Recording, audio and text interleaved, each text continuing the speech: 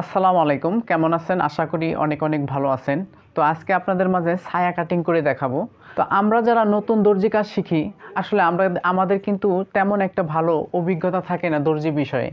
তো কিছু কিছু জিনিস যদি আমরা ফলো করতে পারি, অটোমেটিকভাবে আমাদের অভিজ্ঞতা হতে পারে। আসলে আমি আপনাদের এই ধারণাটা দিতে পারি, আমরা যদি পেরিগেট কাটিং করে সেলাই করতে পারি, আসলে আস্তে ধীরে ধীরে ধীরে ধীরে আমাদের কিন্তু দর্জি বিষয়ে একটা নলেজ আসবে, দর্জি বিষয়ে অভিজ্ঞতা হবে।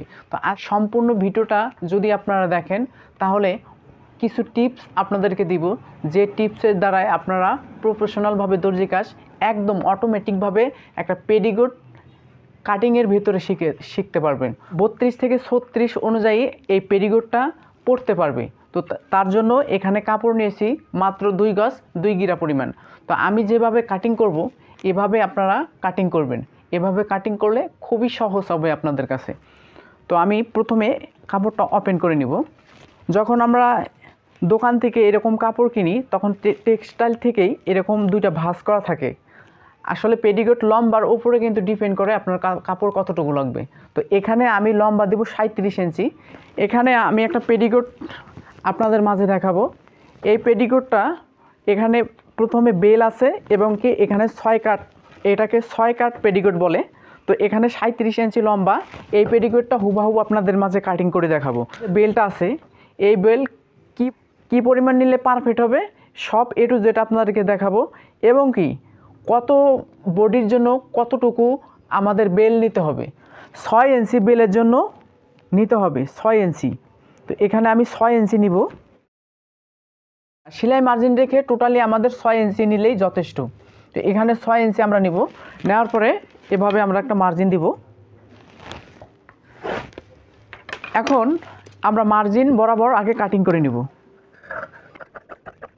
এখানে কতটুকু আছে আমি দেখে নেই। এখানে 17 ইঞ্চি আছে। তো 17 17 34, টোটালি কিন্তু 34 ইঞ্চি আছে। যদি 32 বডি হয় এখানে কিন্তু 34 নিলেই যথেষ্ট। যদি 36 বডি হয় এখানে 18 ইঞ্চি নেবেন। আমি এভাবে 4 পার্ট করে নিব। তো আমি 4 পার্ট করে নিলাম। এখন আমি লম্বাটা দেখব। এখানে আছে 38। আমি যদি বেল সহ যদি 5 ইঞ্চি যোগ করি তাহলে কিন্তু আমাদের 42 ইঞ্চি পর্যন্ত হয়ে যাচ্ছে।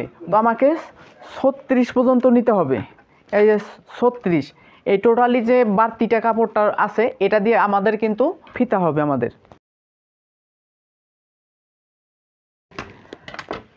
এখানে আমাদের দাঁড়ালো 2টা পার্ট, এটা দিয়ে কিন্তু আমাদের পেডিগোটের ফিতা হবে। এখানে কিন্তু 36 পরিমাণ, এটা কিন্তু আমাদের যখন বেল হবে এবং সেলাই মার্জিন সহ সব টোটালেই কিন্তু আমাদের 37 ইঞ্চি টিকবে। 36 যদি বডি হয় বা 35 32 যদি এরকম যদি বডি হয়, তাহলে এখান থেকে আমরা এখানে কিন্তু 4 ভাঁজে ভাঁজ করা আছে। এখান থেকে আমাদের 5 ইঞ্চি নিতে হবে এই কোণা থেকে। ভিউয়ার্স, একটা কথা মনে রাখবেন, আমাদের এই কোণা থেকে শুরু করতে হবে। প্রথমে আমি এই কোণা থেকে শুরু করব। এখান থেকে আমি 5 ইঞ্চি নিব, টোটালে 5 ইঞ্চি। তো এখানে আমি 5 ইঞ্চি নিলাম। এরপরে এই কোণা থেকে এই কোণা, এই কথাটা আপনার অবশ্যই মনে রাখুন। যখন আমরা পেডিগোট কাটিং করব এখান থেকে কিন্তু এদিকে আর হবে না, এদিকে আমাদের মার্কটা করতে হবে। এই যে এই কোণা বরাবর এই কোণা, এটা আমি নিচ থেকে নিয়েছি 5 ইঞ্চি। এটা আমাকে কি করতে হবে, এখান থেকে নিতে হবে 5 ইঞ্চি। ওকে, এখান থেকে আমি এই নিচ থেকে আমি এদিকে নিয়েছি 5 ইঞ্চি। এটার থেকে এই মাথা থেকে এখানে আমি 5 ইঞ্চি নিয়েছি। এই যে মার্কটা দিলাম, এই মার্ক এবং এই মার্ক কি করবেন, এভাবে ভাসাবেন। ভাসানোর পরে দেখবেন এই মার্ক অনুযায়ী যখন আমাদের হবে, এরপর আমাদের কি করতে হবে, এভাবে 2টা হাত দিবেন। হাত দেওয়ার পরে এভাবে একটা ভাঁজ দিবেন। যখন আপনারা ভাঁজ দিবেন অটোমেটিকভাবে দেখুন, অটোমেটিকভাবে সোজা হয়ে যাবে। তো এভাবে আমরা কাটিং করব। এভাবে কাটিং করলে উঁচা নিচা হবে না।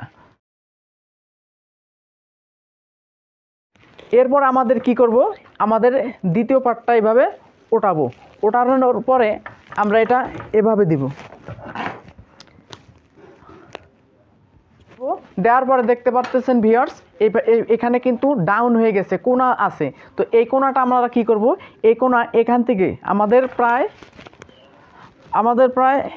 5 ইঞ্চি, এই 5 ইঞ্চি, এদিকে 5 ইঞ্চি, এই 5 ইঞ্চির মতো এই কোণাটা আমাদের ফেলে দিতে হবে। এভাবে আমাদের একটা রাউন্ড দিতে হবে।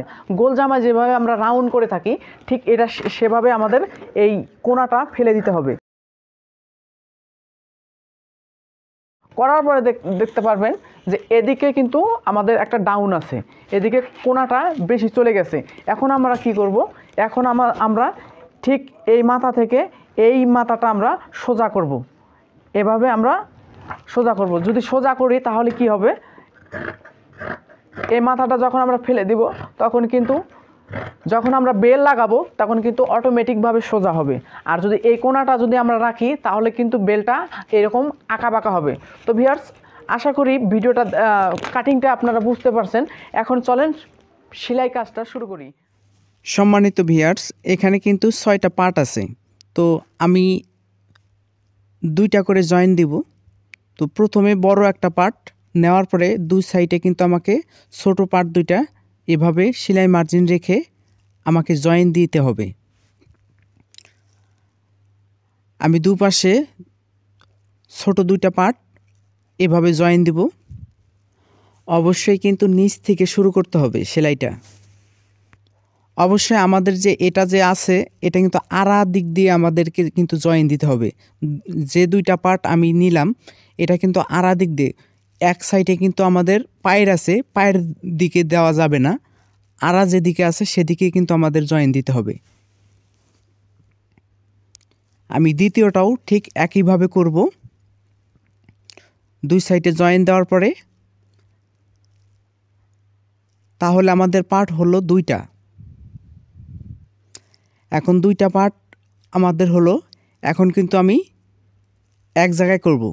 এক জায়গায় করার পরে আমাকে টোটালি কিন্তু আমাদের একটা পার্ট হয়ে গেল। এখন 2 পার্ট জয়েন দেওয়ার শেষে আমাদের বাকি কাজটা করতে হবে। এখন এই পজিশনে আমাদের একটা সেলাই দিয়ে নিতে হবে। এটা কিন্তু উপরের পার্ট, উপরের অংশ বেলের এই দিক, এখানে কিন্তু বেল হবে। আর নিচের রাউন্ডটা তো অনেক বেশি ঘের। আমি 2 সাইডে এইভাবে জয়েন দেওয়ার পরে আমি কিন্তু ব্যাক সাইডে সেলাইটা শুরু করব। দেখুন বেলের 2 পাশে কিন্তু পায়ের আছে, এই জন্য মাথায় সেলাই দেওয়ার কোনো প্রয়োজন নাই। আমি কিন্তু ঘেরটা কিন্তু উল্টা দিকে শুরু করছি। এরপরে দেখাবো এখানে কিন্তু ঘেরের থেকে বেলটা কিন্তু অনেক ছোট, কমপক্ষে 3 ইঞ্চি ছোট, যেহেতু 32 থেকে 34 মহিলারা ইউজ করতে পারবে। এজন্য আমাদের ঘেরটা যেটা আছে এখানে কিন্তু একটু কুচি দিয়ে পূরণ করতে হবে। যদি 36-38 মহিলারা হয় তাহলে কিন্তু যতটুকু ছোট দেখলেন ততটুকু কিন্তু আপনাদের জয়েন দিতে হবে, না হলে কিন্তু আপনাদের হবে না। অবশ্যই মাথায় রাখবেন, যতটুক বেল ছোট ততটুকু আপনাদের জয়েন দিয়ে নিতে হবে। এরপরে বেলের মাথা এভাবে আমাকে ভাঁজ করে একটু ঘষে নিতে হবে। নেওয়ার পরে আমার যে সেলাইটা আছে সেলাইটা একটু পরিমাণ ঢেকে রাখতে হবে, সেলাইটা যাতে দেখা না যায়। এখানে আরেকটা কথা, বেল কিন্তু সবাই লাগাতে পারে না।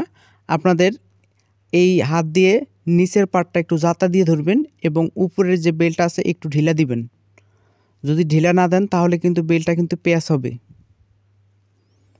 নিচের পার্টটা একটু অবশ্যই আপনারা জাতা দিয়ে ধরবেন, আর উপরের যে বেলটা আছে এটা কিন্তু একটু ঢিলা দিবেন। ঢিলা দেওয়ার পরে দেখুন একদম ম্যাচিং হবে।